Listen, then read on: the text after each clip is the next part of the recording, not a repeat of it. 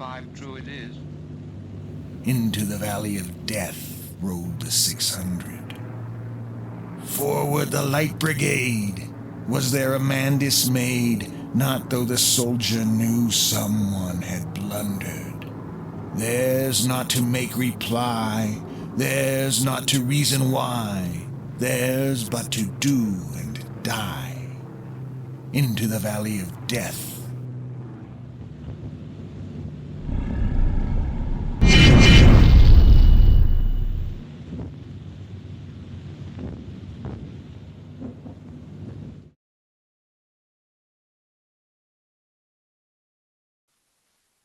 So this is the Chorley. He's the one that I was telling you about that had put together these losses and loss rates and the number of aircraft that were lost. He's the one who documented that 12,330 aircraft were lost in Bomber Command from 1939 through to 1945.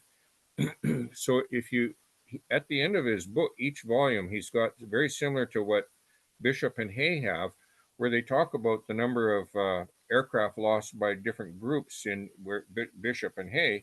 Chorley talks about the number of aircraft that were lost by different squadrons. So if you go to the next slide, these are some of the squadron losses. Now, what you see it, you look at the top and you see 102 Squadron. They lost 250 aircraft operationally, and they lost 25 on non-operational flights or accidents, so for a total of 276. Well, we talked earlier about how an American bomb group would have 35 or 36 bombers on there. The British squadrons in the RAF were bigger on average than the American squadrons. The way the Americans worked is that they would have a bomb group, and there would be 4 squadrons in that group. And in 1942 and early 1943, each squadron generally had about 9 aircraft. Well, the British with the RAF, they understood that for the logistical aspects, they needed to have beefier squadrons. So the table of operations and equipment for the RAF for the Bomber Command was 16 aircraft plus 2 as spares. So they'd have a total of 18 aircraft. So when you sit there and you look at a squadron that loses 276 aircraft over the war, that's like 13 or 14 times the number of aircraft that it started out with. And it seems to me when I counted, there's something like 20 or 25 squadrons lost more than 200 bombers. It's a lot of men. Well-trained men. Yeah. I mean, it just boggles your mind. And you can't find a roster on any of these for what the survival rate was. There's down beside Windsor Castle. There's Runnymede. There's a memorial that the RAF has for the men who died that have no known grave, because most of the time these aircraft would fly out over the North Sea or the Baltic Sea, and they would disappear and nothing would be heard from. Their bodies would never be recovered, or else they would blow up. When the bomb bay was hit by cannon shells and the aircraft blew up, and there was nothing to recover on this. They have the names of out of the 55,000 men that were killed in Bomber Command, over 20,000 of them have no known grave. They just flew off into the night and disappeared.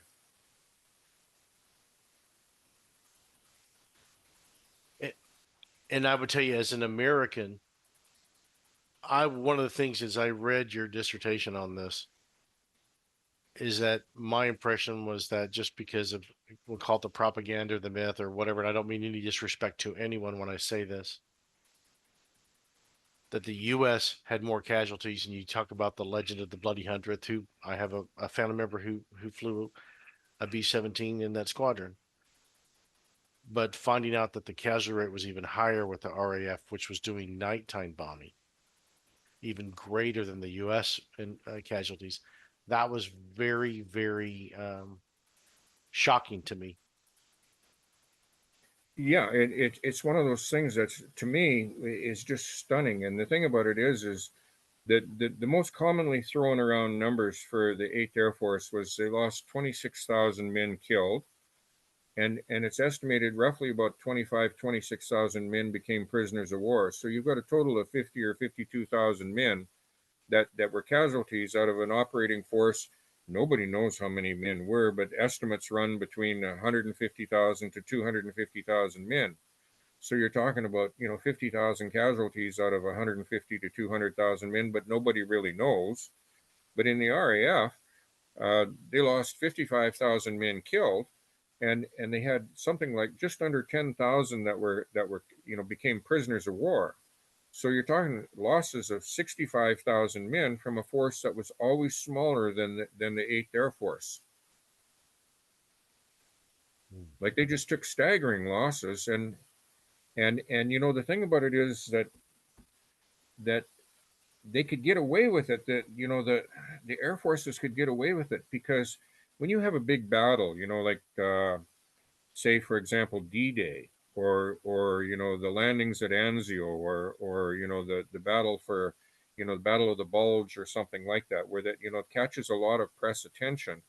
When you have a big battle and you get these big casualties, people pay attention to it. But the problem with these squadrons, if you figure that like 102 Squadron lost 276 aircraft, well, they this is, and remember, each man was expected more or less to fly 50 missions on this, and they would fly maybe two operations a week, maybe 5 operations, 6 operations a month, and when sometimes more. But the thing about it is if you look at the number of weeks that or say months, if you got 6 years at 12 months, you're talking about what's that, 72 months for the war, for these on average, say 70 months. Well, you're only talking at 276 aircraft, you're only talking losing 3 or 4 bombers a month. That doesn't sound like much, but the thing about it is this squadron might only be putting up 6 or 8 bombers on each operation. So 3 or 4 bombers a month that you're losing becomes catastrophic. Oh. And this is, I had one, Martin Middlebrook talks in his Bomber Command War Diaries about the fact that one of the Canadian squadrons took 25% losses in January of 1944 during the Battle of Berlin. And what I had one guy come back and said to me, he said, well, they only lost 7 bombers. Well, but the thing is, maybe they only had 28 total. People don't really understand this, and this is the interesting part when you start looking into this. And like, I've talked to people on the American side, the 94th Bomb Group, Roger Watts, 384th Fred Preller, the bomb group. These guys are doing historians, and they've compiled these massive database for all their guys, for all the missions that they flew, and what airplanes they flew in, and what missions, and all this sort of stuff. And I said to him, I said, have you looked at the statistics on all of this? And they haven't. And they're not, their goal is not to try and look at the numbers. Their goal is to try and document everybody. But to me, without looking at the statistics, then it's just, like, to me, you're not getting the whole story. Right. It's just a telephone book of names. Basically. Right. So if we go to the next slide.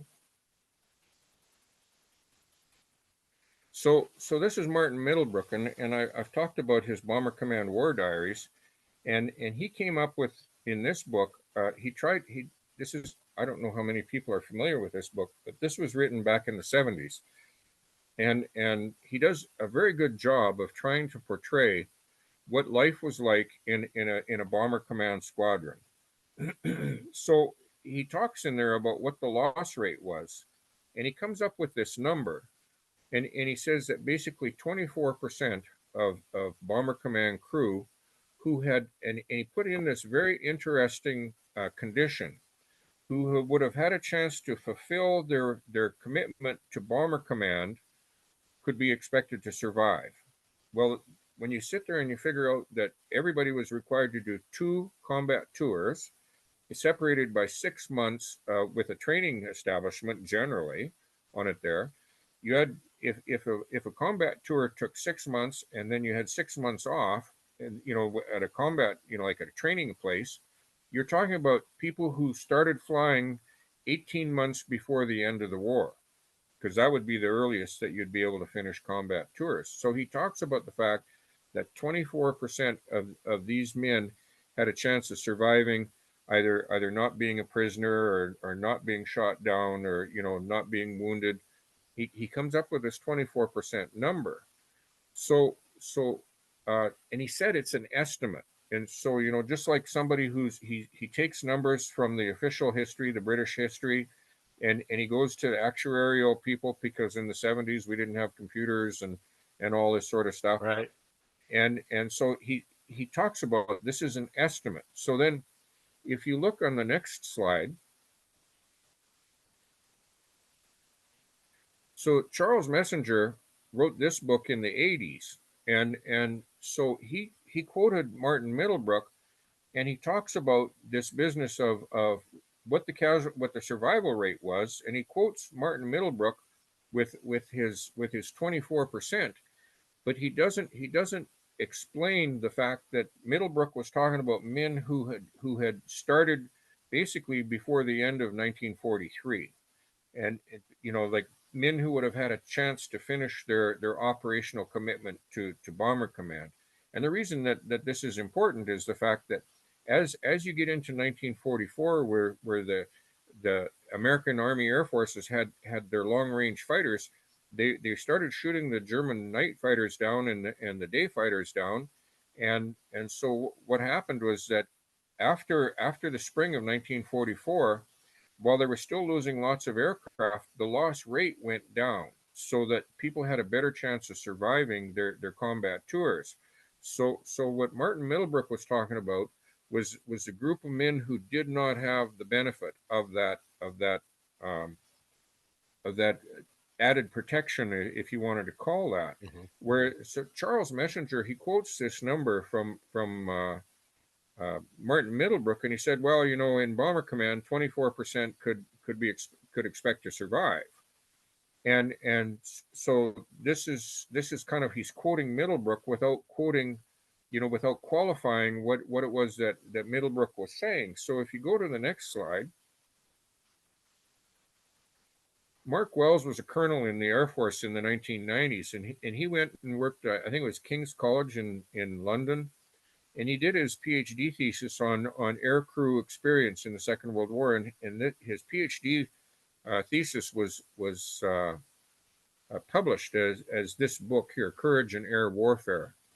And so he talks about this 24% of the men would be expected to survive in Bomber Command, but he, instead of quoting Middlebrook, he quotes Messenger. And because he was an American, it's not at all clear that he's understanding that the RAF people had to complete 2 operational tours.